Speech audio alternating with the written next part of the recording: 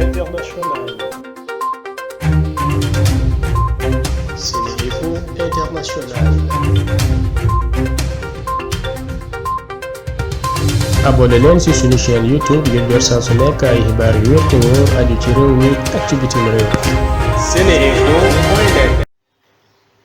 Internautes de SeneInfo.net et SeneInfo International, bonjour, bienvenue au résumé de l'actualité de ce jeudi 9 juillet 2020. Nous démarrons par les nouvelles du pays avec la situation sur la pandémie Covid-19. Le Sénégal a enregistré 2 nouveaux décès liés au coronavirus, ce qui porte à 143 le nombre de malades qui ont succombé à la pandémie. Sur 970 tests réalisés aujourd'hui, 127 sont revenus positifs. Il s'agit de 113 cas contacts suivis d'un cas importé à l'AIBD et de 13 cas issus de la transmission communautaire. 72 patients hospitalisés ont été contrôlés négatifs et déclarés guéris.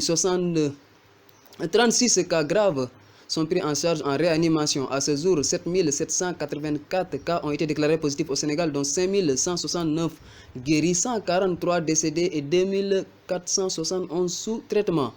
À cause de la pandémie Covid-19, le calendrier scolaire a été réaménagé. Le président de la République, Macky Sall, a, via le décret 2020-1487, prolongé l'année scolaire jusqu'au 30 septembre 2020 à 12 h.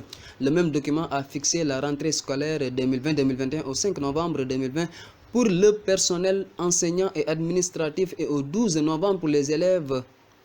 Ces réaménagements s'expliquent par l'impact de la crise sanitaire sur le calendrier scolaire sénégalais. Le service régional de sécurité publique de Kaolack, dans le cadre de l'état d'urgence sanitaire et du couvre-feu, a fait le bilan de ces opérations. Ainsi, 1219 individus ont été interpellés pour non-respect de masques, non-respect de l'heure de fermeture des marchés, actes de vandalisme, manifestations non autorisées et non-respect du couvre-feu. Parmi eux, 13 ont été déférés au parquet pour non-respect du couvre-feu, 22 individus pour non-respect de l'interdiction du transport interurbain et mise en danger de la vie d'autrui, 2 déférés au parquet pour transport irrégulier et non-respect de la réglementation sur le transport public. 147 véhicules ont été mis en fourrière pour transport irrégulier, non-respect de l'interdiction du transport interurbain, non-respect du couvre-feu et surnombre de passagers. 702 moto-Jakarta, 17 tricycles et 32 charrettes ont été également immobilisés pour non-respect des directives. En Afrique, jusqu'au 8 juillet, 507 931 personnes ont été touchés par la Covid-19 depuis la déclaration d'un premier cas sur le continent en mi-février dernier. Si sa progression paraît lente, le virus semble tout de même encore loin de desserrer son étreinte autour du continent. Les statistiques au 8 juillet sont: cas confirmés 507 931, décès 11 978, guérison 244 816, malades encore hospitalisés 251 137. En Côte d'Ivoire, le président Alassane Dramane Ouattara a fait un témoignage émouvant suite au rappel à Dieu de son premier ministre Amadou Gon Coulibaly, décédé hier en début d'après-midi après avoir pris part au Conseil des ministres. Je voudrais, au nom du gouvernement et en mon nom personnel, présenter mes condoléances les plus attristées à la grande famille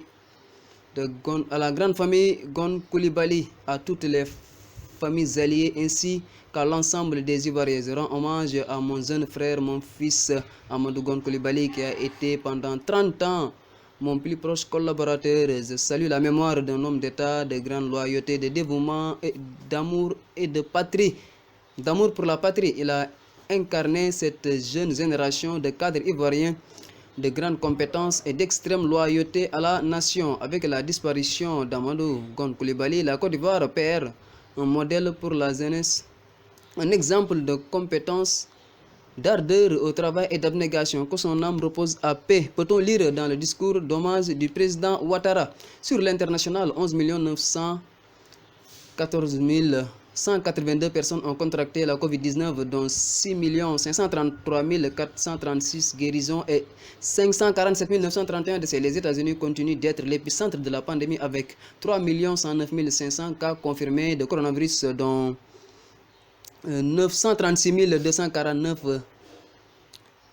guérisons et 134 291 personnes décédées. Au Brésil, alors que le président Bolsonaro lui-même touché fait chaque jour la promotion de l'hydroxychloroquine, la pandémie Covid-19 continue de faire des ravages dans le pays où près de 68 000 personnes en sont mortes après une nouvelle journée marquée par plus de 1000 décès. C'était tout pour aujourd'hui. Merci de votre attention.